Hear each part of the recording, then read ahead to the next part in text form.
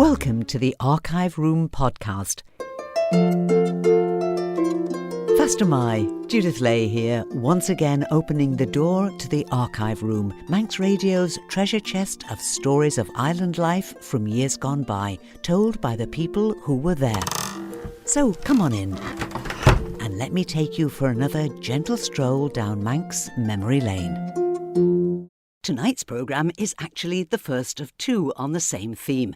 And here's a nostalgic musical clue from Ray Noble and his orchestra, recorded in 1934, with Al Bowley in charge of the vocals. You ought to be in pictures, you're wonderful to see. You ought to be in pictures, how beautiful you would be. Your voice would thrill a nation, your face would be adored. You'd make a great sensation with wealth and fame, your reward.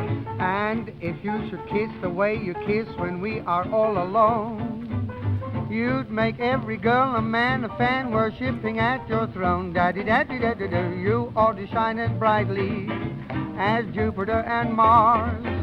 You ought to be in pictures, my star of stars.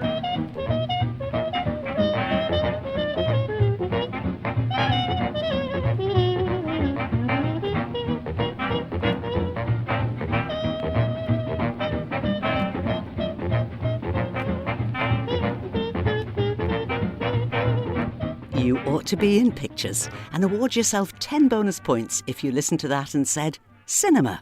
Yes, in these next two episodes of the Archive Room, we'll be hearing some wonderful stories from the days when, in the words of one manager, the island's many cinemas were packed to suffocation.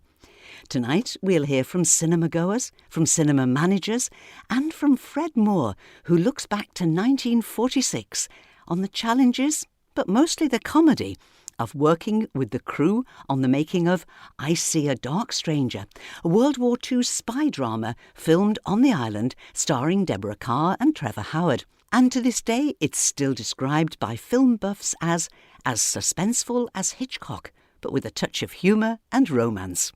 But first, let's eavesdrop on a conversation between David Collister and Mr. Charles Kelly. Born in 1907, he's taking us back to cinema going around the time of the First World War. This was 1915-16. There was the Strand, the Picture House, the Pier Pavilion. I think those were the three picture houses. Pier Pavilion, you could get in a Saturday afternoon matinee for a penny or an empty jam jar. The jam jar was all important. Where'd you get the jam jars from? Your mother, I suppose? Oh, yes. Mother, or scrounge them from a neighbour if you could have scrounged them anywhere. It was only the Pier Pavilion I think you could do it in. You couldn't do it in the Strand or the Picture House. Russian Abbey were making jam at that time, marmalade in particular. So the jars were in short supply? And I can remember Quinny's low-loaded carts going along the North Quay with boxes of oranges on, and we kids were after them, jumping on the back and see if you pinch one out. And if you got one, they were as bitter as gall. So what was it, a Saturday afternoon thing, the pictures? Saturday afternoon pictures, yes. But they ran serials. Silent films? Silent films, oh yes, silent films. Mr. Jordan, he kept the jewellery shop alongside the Strand. Mm-hmm. He was the manager. Was he? Yes. Yeah. They used to have songs. To open up, they always had a song. There was one, The Man in the Laughing Mask, and there was a song. When the man with the laughing mask comes round your way, don't be afraid, don't get dismayed, just take his hand and say, how do, Mr. Bogey Boo, when the man with the laughing mask comes round your way, he'll bring good luck to you. Don't get scared of his ugly face, there's no harm when he's round the place, for he's only the movie Boogie Boogie Boo. Mr. Jordan would be up in front of the screen conducting us kids, and Oh, we'd be right. yelling away at the tops of our voices. Then when it'd come on the screen, we'd be shouting, "Look out behind you!" Myself included, I suppose. When the villain would be coming on the screen, you know. Yeah.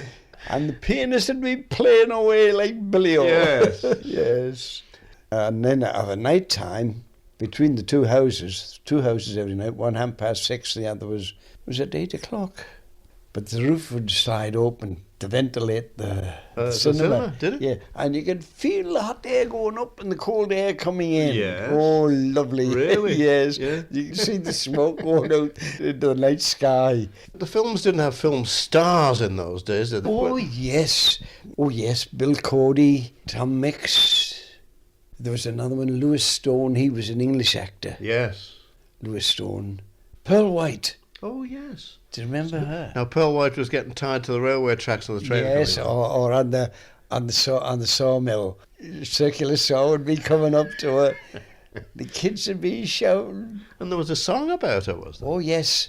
My little pearl of the army, pearl of my heart so true. You're the queen of the picture screen and the pride of the whole world through. While the band plays Yankee Doodle, Rule Britannia too. There's many a lad who to die would be glad for a pearl of a girl like you. Oh, wonderful. And you used to sing that in the cinema, We used to did you? sing that before that show. episode came out. Yes. I didn't know that they sang songs like that then. Oh, yes. Did they put the words up on a screen as well, did they? Oh, yes. Yes. The words were flashed on a little ball bouncing Oh, the sometimes. bouncy ball, yes. To keep the time. And you had the Cowboys and Indians. Oh, we the Cowboys and Indians, hear the pianist playing, for the horses Yes, galloping. yeah. Wonderful stuff, Oh, really. Yeah, yes, it yeah. was. You must have seen a lot of Charlie Chaplins in your time. then. Oh, yes, I saw Charlie Chaplin's bending the lamppost over and gassing the villain. Wonderful stuff, isn't it, really? Yes, it is. Happy days, were they? Oh, happy days. Yes. Happy days.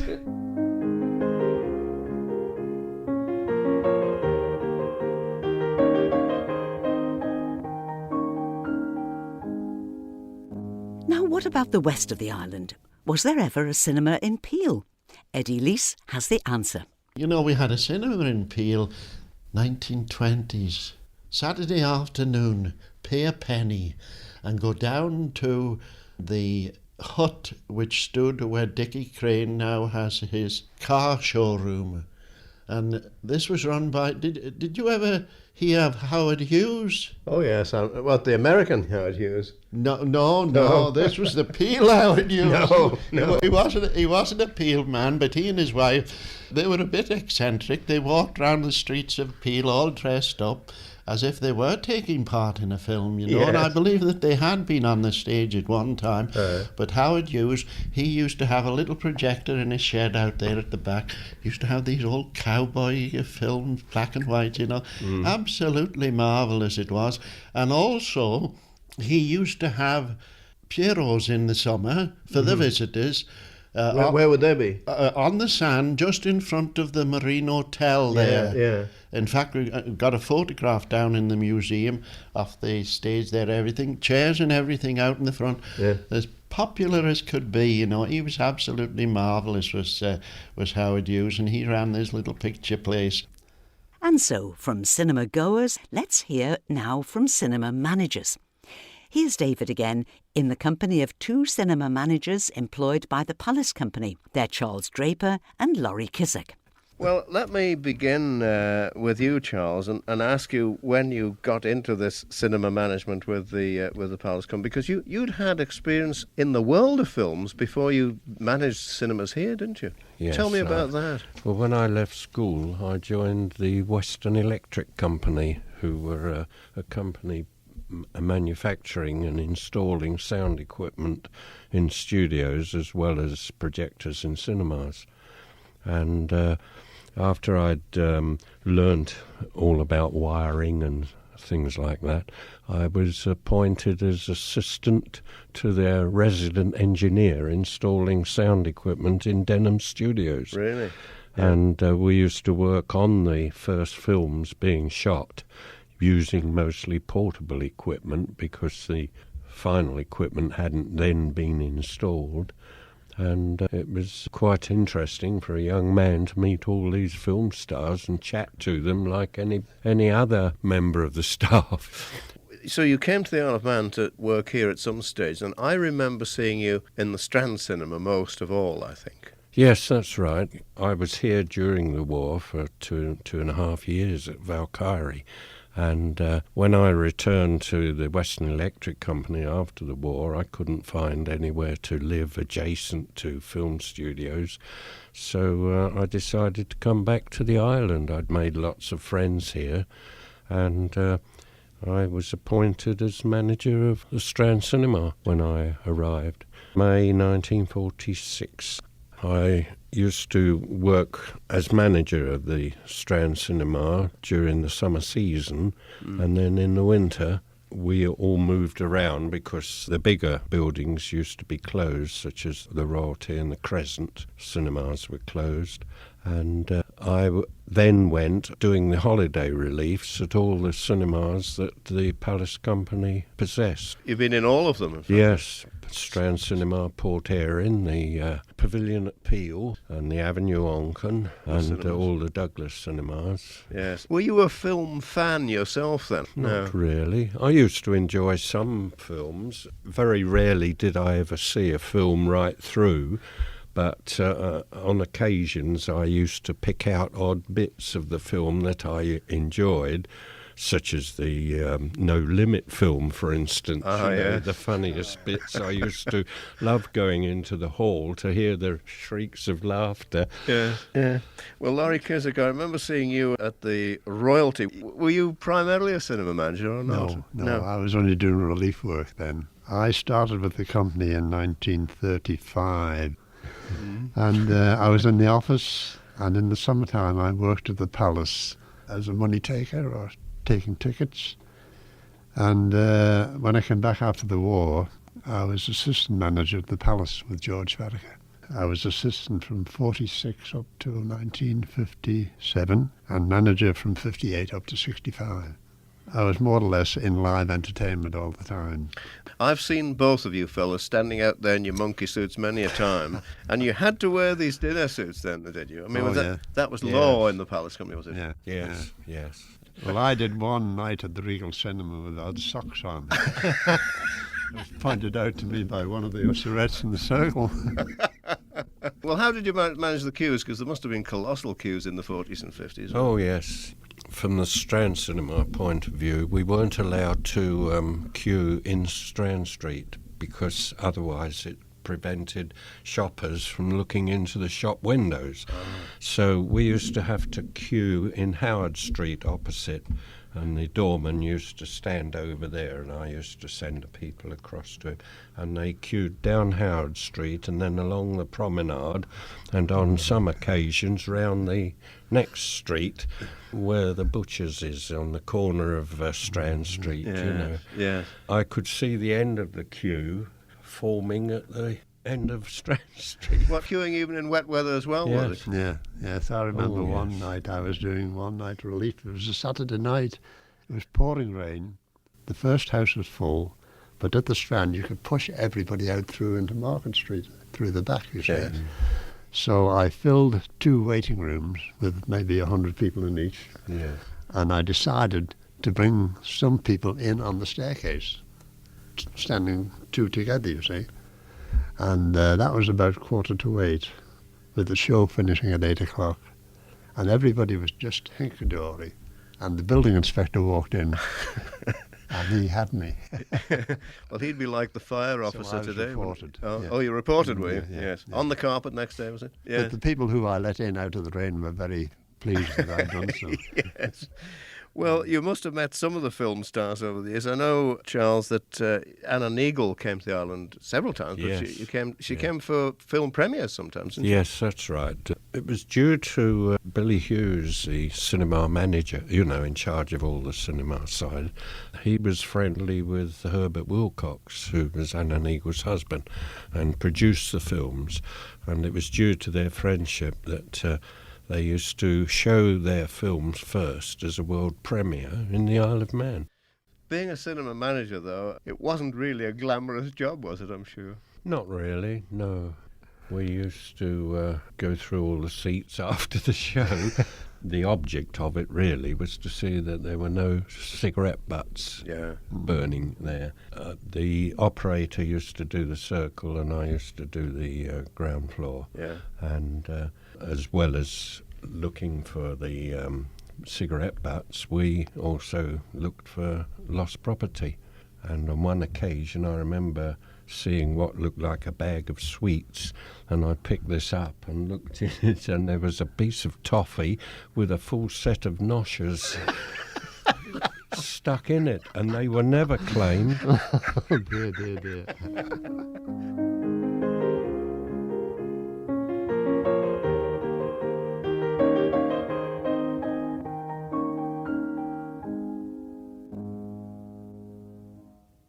And finally, being involved in film production may sound quite exciting, even glamorous, rubbing shoulders with the stars and working with professionals. But as Fred Moore discovered back in 1946, the reality could be quite different.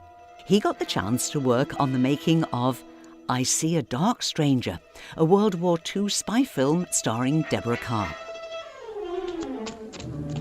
An Isle of Man signpost outside a French town. That's odd. But we've started this tale at the wrong moment. It really began much earlier. It's the story of a very strange little character named Bridie Quilty.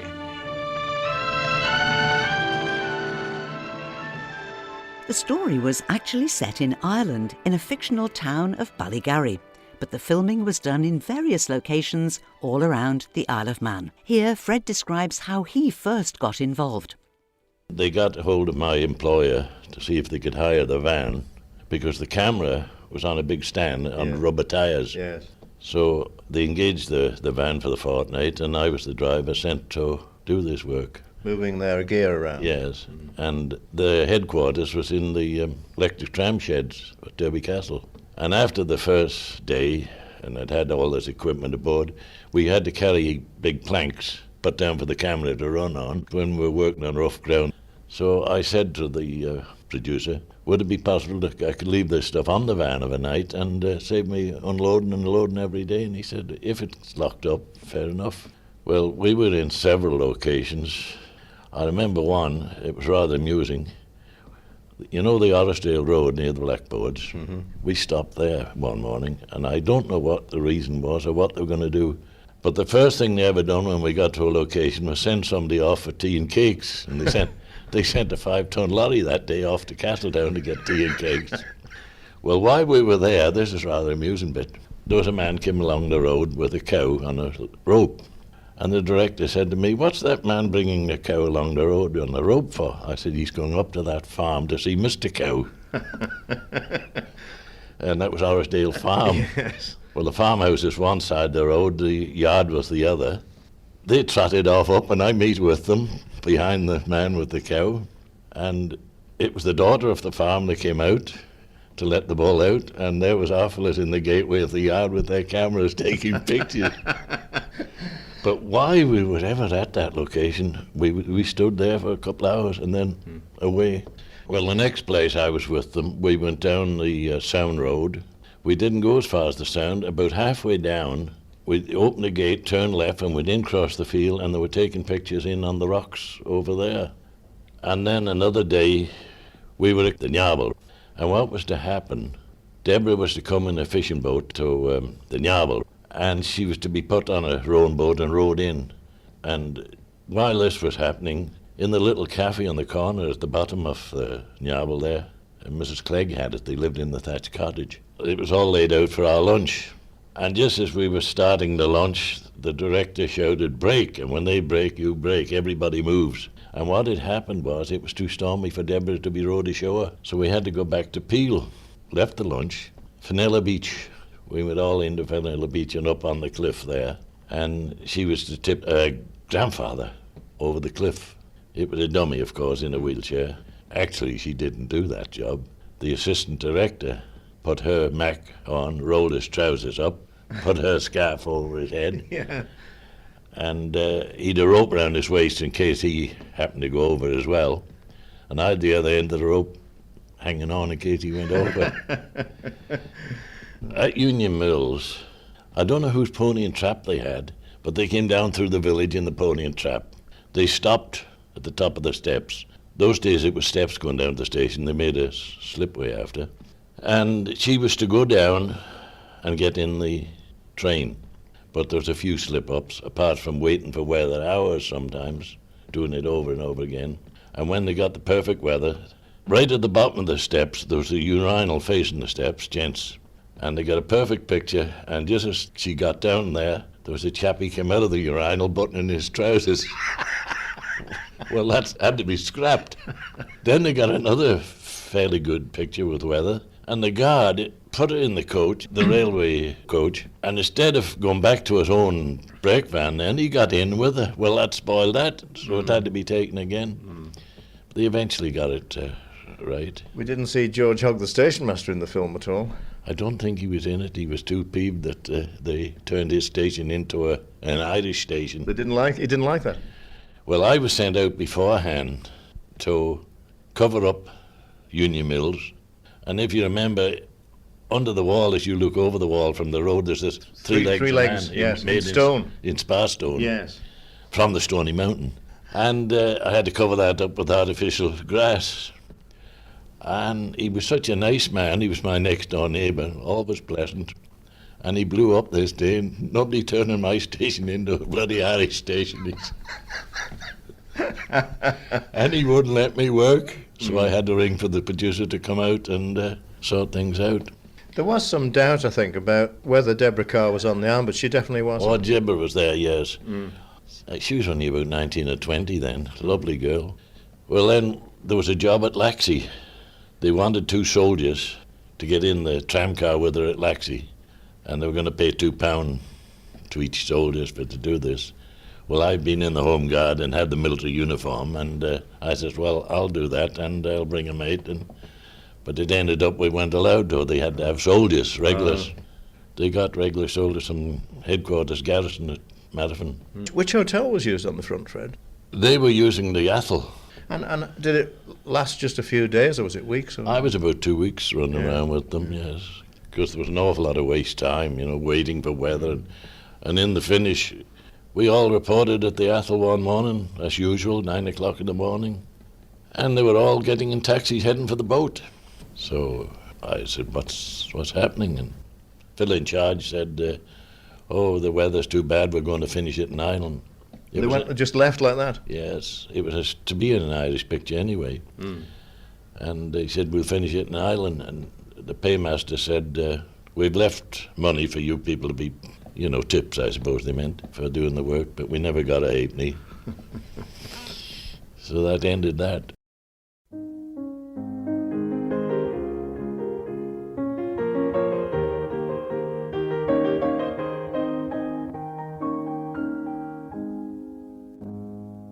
Well, in cinema terms, that's the end of the reel for this week. But we'll reload and switch the projector on again just after 6 next Thursday evening, when, very topically, I'll be sharing some wonderful stories about the making of the TT classic No Limits.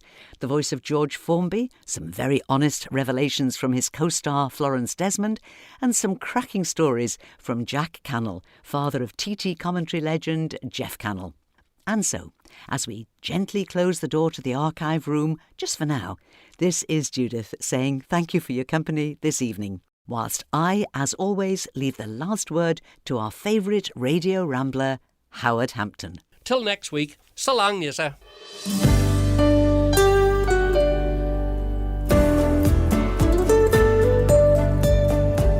The Nation Station, Manx Radio.